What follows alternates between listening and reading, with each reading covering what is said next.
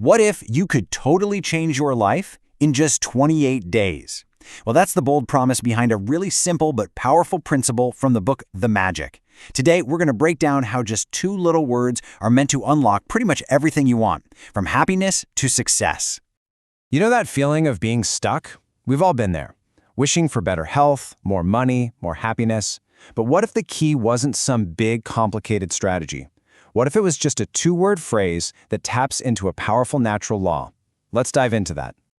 So, how does this actually work? Well, it's way more than just being polite. See, the book lays out a specific formula, a deliberate practice that aims to turn a simple feeling into this incredible force for change in your life. Let's break it down. Okay, so the whole thing is structured over 28 days, and it's broken down into 3 key phases. For the first 12 days, your focus is entirely on the past and the present, being grateful for everything you have and have had. Then, for the next 10 days, you shift your focus to the future, using gratitude to attract your dreams. And the final 6 days? That's the advanced stuff, using this force to dissolve problems and totally transform negativity. The process itself is this simple but really powerful feedback loop. It all starts with the conscious choice to just say the words thank you. That deliberate action helps you generate the genuine feeling of gratitude.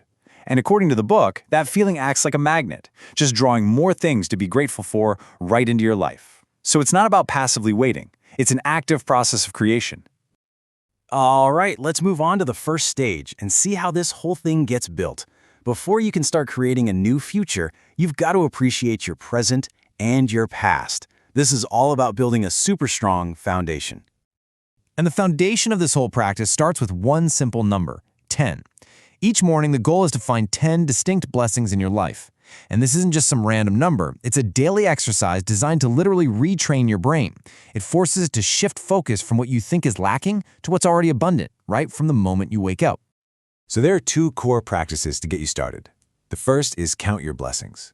Every morning, you list 10 things you're thankful for. It could be your health, your family, even the coffee you're drinking. But the key is to really focus on why you're grateful for each one.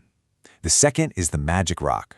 Before you go to sleep, you hold a simple stone and remember the single best part of your day, saying thank you for it. Together, these 2 things frame your entire day in gratitude. Okay, so once you've built that foundation of appreciating what you already have, you can start using gratitude as a creative force. This is phase 2, where you shift from appreciating the present to actually manifesting the future you want. This really gets to the heart of this next phase. It's all about letting go of the need to control how things happen. The idea is simple. Your only job is to get crystal clear on what you want and to generate the feeling of already having it. The universe, or the law of attraction, whatever you want to call it, is supposed to take care of the rest. So here's the crucial point. You're not just wishing. You are actively feeling the gratitude for your desire as if it has already happened. Writing thank you 3 times is described as a particularly powerful way to do this. Then you just immerse yourself in that feeling of success for each item on your list, basically saturating your goals with all that positive energy. For a more targeted approach, especially with financial goals, the book suggests creating what it calls a magic check. You literally write a check out to yourself for the amount you desire. Now, the point isn't to trick yourself into thinking it's real. It's a powerful visualization tool. It makes an abstract goal feel concrete and gives your gratitude a very specific target to lock onto. All right, now we get to what might be the most powerful application of this whole principle. What do you do when things are going wrong? How do you use gratitude to deal with problems, difficult relationships, or past mistakes? This is where the magic really happens. Here's the key insight, and it's a big one. Gratitude and negativity cannot exist in your mind at the same time. It's impossible. So by deliberately choosing to focus on gratitude, even when it's really, really hard, you effectively starve the negative feelings of their power. You create the mental space for solutions to finally show up.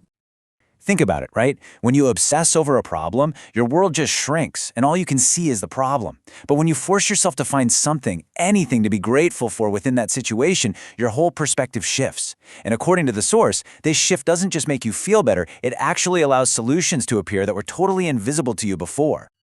This also applies to our past mistakes. Instead of letting them define us with guilt or regret, the practice is to turn wounds into wisdom. The process is simple, but pretty profound. You own the mistake, and then you deliberately search for 10 blessings that came from it. What did you learn? Did it make you stronger? Did it maybe lead you down an unexpected but better path? Gratitude is the tool that lets you extract the value from your failures. So, we've covered the formula: appreciating the present, creating the future, and even transforming challenges.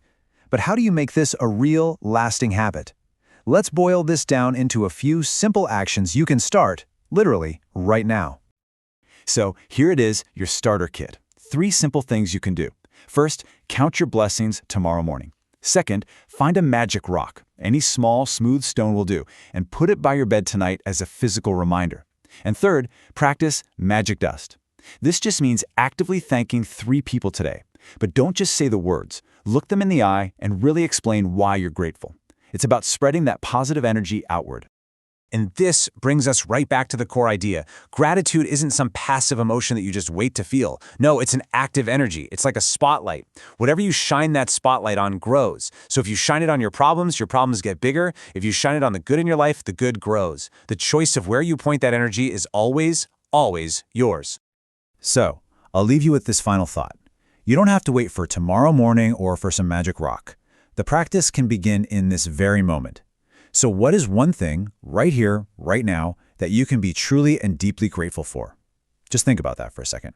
Thanks for tuning in.